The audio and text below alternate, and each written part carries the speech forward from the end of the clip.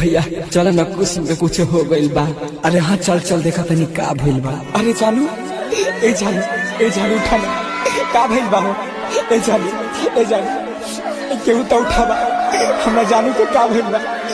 उठा ना कुसुम उठा ना का भइल बा हो। दादा से हमरा उम्मीद ना रे तू हमरा के छोड़ के चल कैसे बात करना जानू।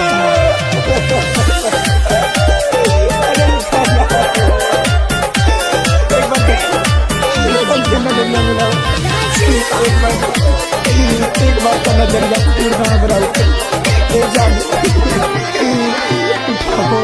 छोड़ी के चलाई हम सहन सारा हो और भी बनावा तारे हमर हो यार हो। छोड़ी के चलाई हम सहन सारा हो और भी बनावा तारे हमर हो यार हो।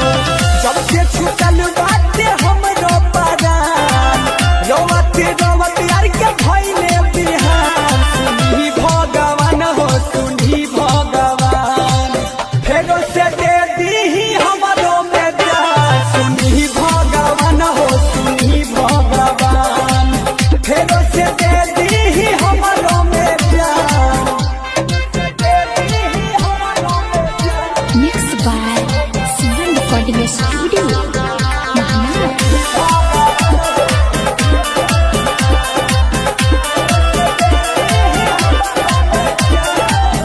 आया सुपो छेला यारवा चरवा में हो सुन पड़ल बागौआ जबरवा में हो।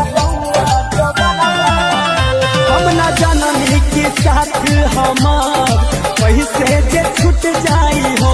यही दुनिया से नाता नजर कैसे जे टूट जाई हो।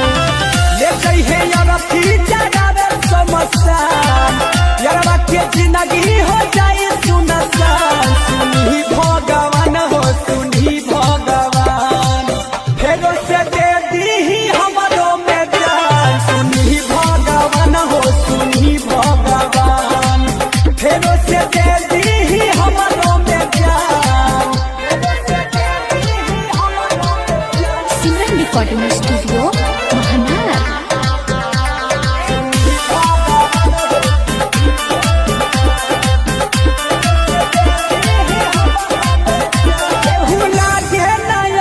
सब पराया भइल ई माटी के